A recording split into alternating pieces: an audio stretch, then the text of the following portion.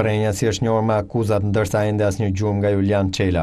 Nga grupi hetimor konfirmohet se deri më tani nuk ka asnjë dhënë që mund të lidh Prenjasin me Çelën, por dosja e tij do të mbetet e hapur.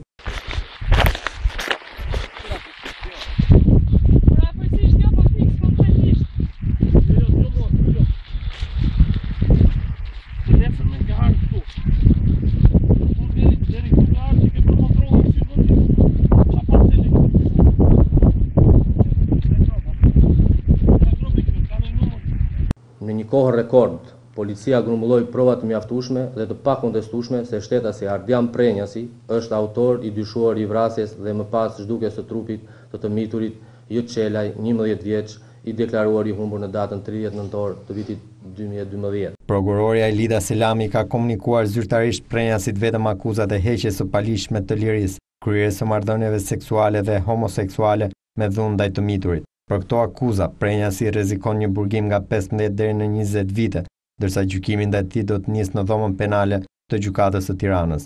Pas arrestimit, Ardian Prenjasi pranoi se ishte autori i rrëmbimit dhe i vrasjes e më pas fshehjes së trupit të vogëlushit Çela, ndërsa 8 muaj më pas, Prenjasi mohon gjithçka, duke pretenduar se nga frika, dhuna dhe presioni i policisë ka pranuar lidhjet me Julian Çelën. Pedofili qëndroi mbi 4 muaj në ambientet e drejtorisë së policisë së Tiranës, e më pas u transferua në qelitë e paraburgimit në burgun 302 në kryeqytet.